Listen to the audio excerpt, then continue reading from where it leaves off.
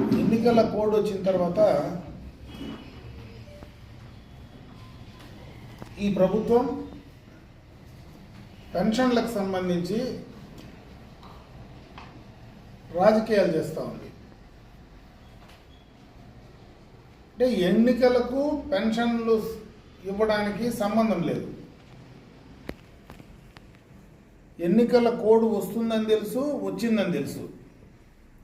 వచ్చిన తర్వాత ఏ రకంగా పేదలకు, ముఖ్యంగా వృద్ధులకు ఇన్ టైంలో పెన్షన్ ఇవ్వాలనేటువంటి ఆలోచన, చిత్తశుద్ధి ఏమాత్రం ఈ జగన్మోహన్ రెడ్డికి లేకపోయినా దీన్ని కూడా రాజకీయాలకు వాడుకునేటువంటి నీచపు ఆలోచన చేస్తున్నారు.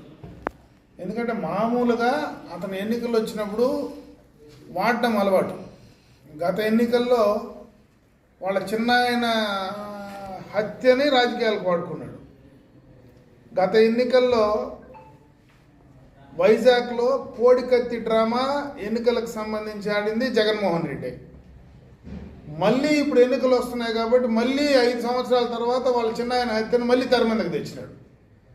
అంటే సిగ్గు ఎగ్గు కూడా లేకుండా డైరెక్ట్గా స్టేజ్ మీదనే మా చిన్నాయన హత్య ఆ భగవంతునికి వాళ్ళ చిన్నాయనకే తెలిసినని మాట్లాడేటువంటి పరిస్థితి ఒక ముఖ్యమంత్రి స్థాయిలో 5 సంవత్సరాల అధికారంలో ఉండి సొంత చిన్నాయన చనిపోతే ఆ హత్య గురించి మాట్లాడుతున్నాడంటే బేలగా అతనికి ఆస్కార్ అవార్డు ఇవ్వచ్చు.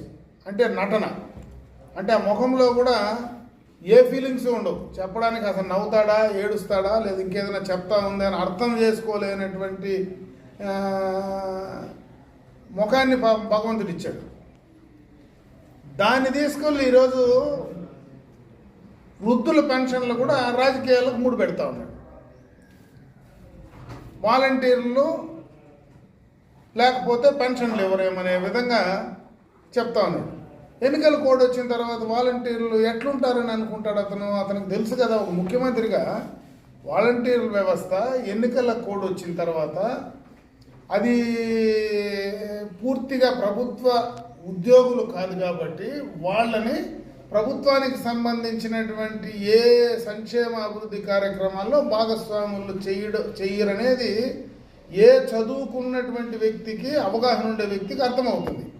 దానికి సంబంధించి ఈ ఎన్నికలప్పుడు 2 సార్లు పెన్షన్ ఇవ్వాల్సి వస్తే ఏ రకంగా, ఎప్పుడు, ఎట్లా ఇవ్వాలనేటువంటి ఆలోచన, దానికి ఆ షెడ్యూలు, ఆ రకమైనటువంటి ప్లానింగు చేసుకోకుండా ఏదో చంద్రబాబు నాయుడు పైన, ఈరోజు మిత్రపక్షం పైన వీళ్ళ వల్ల నేను పెన్షన్ లేనేనని చెప్పేటువంటి దౌర్భాగ్య పరిస్థితికి దిగజారినాడంటే అతనికి ఓటమి పైన ఎంత భయపడుతున్నాడో, ఓడిపోతారని ఎంత భయానికి లోనవుతా ఉన్నాడో ఇది ఒకటే ఉదాహరణ.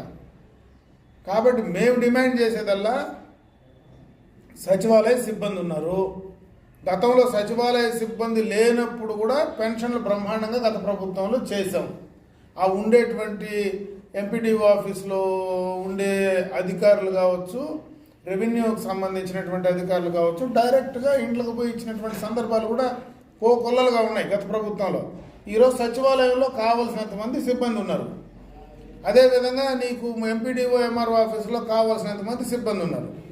వాళ్ళ ద్వారా ఇచ్చే ప్రయత్నం చేయకుండా అసలు నీ దగ్గర డబ్బులు ఉన్నాయా అని, ఆ ఉండే డబ్బులన్నా వాళ్ళకి ఇచ్చే పరిస్థితి ఉందా లేదా, ఉండే డబ్బులన్నీ కాంట్రాక్టర్లకు ఏమైనా పేమెంట్లు ఇచ్చేసినావా, ఎన్నికలకు ముందు నీకు కావాల్సినటువంటి కాంట్రాక్టర్లకు అంతా కూడా ఇష్టం వచ్చినట్టు పేమెంట్లు ఇచ్చావు.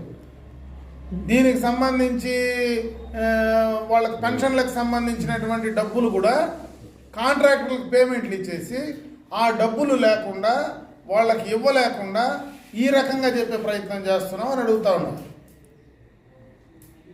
అందుకే ఈ ప్రభుత్వాన్ని డిమాండ్ చేస్తున్నాం, ఈ అధికారులకు తెలియజేసుకుంటున్నాం. ఈరోజు చీఫ్ సెక్రటరీ కావచ్చు, ఉన్నటువంటి అడ్మినిస్ట్రేషన్లో ఉండేటువంటి ఏ అధికారి కావచ్చు, పెన్షన్లు సక్రమంగా సరైన టైంలో ఇవ్వాలా. ఈరోజు సాక్షిలో కూడా చూశాను, ఒక వాళ్ళు రాసినటువంటి న్యూస్ వాళ్ళే రాశారు 3 రోజులు లేట్ అవుతుంది, ఎందుకంటే ఇది మార్చి ఎండింగ్ వల్ల బ్యాంకులన్నీ కూడా క్లోజు, బ్యాంకుల్లో సెలవులు కాబట్టి మేము ఇవ్వలేమనేది సాక్షి దినపత్రికలో కూడా ఒక ఐటెం రాశారు. వాళ్ళ పత్రికల్లోనే. ఒక పక్క సాక్షిలో ఎలక్షన్ కమిషన్కి భయపడి అట్లా రాస్తారు, ఇంకొక పక్క సోషల్ మీడియాలో ప్రతిపక్ష పార్టీల పైన నెపమేసే ప్రయత్నం చేస్తారు. ఏది ఏం చేసినా వాస్తవంగా వాళ్లకు సక్రమంగా సరైన టైంలో మీరు పెన్షన్లు అందించాలా, అదే మా డిమాండు. ఈ ఎన్నికలప్పుడు మీ అధికారులను పెట్టుకొని కరెక్ట్గా అందించేటువంటి అవకాశం, సక్రమంగా అడ్మినిస్ట్రేషన్ చేయాల్సినటువంటి బాధ్యత ఇప్పుడున్నటువంటి ప్రభుత్వానికి ఇంకా కొంత మిగిలింది కాబట్టి ఖచ్చితంగా ఆ రకంగా చేయమని చెప్పి డిమాండ్ చేస్తున్నాం. పేదలకు అదేవిధంగా వృద్ధులకు ఇన్ టైంలో వాళ్ళు ఇబ్బంది కలిగించకుండా డైరెక్ట్గా వాళ్లకు ఇవ్వాల్సినటువంటి డబ్బులు వెంటనే చెల్లించమని చెప్పి మా పార్టీ పరంగా మా పరంగా కూడా డిమాండ్ చేస్తాం.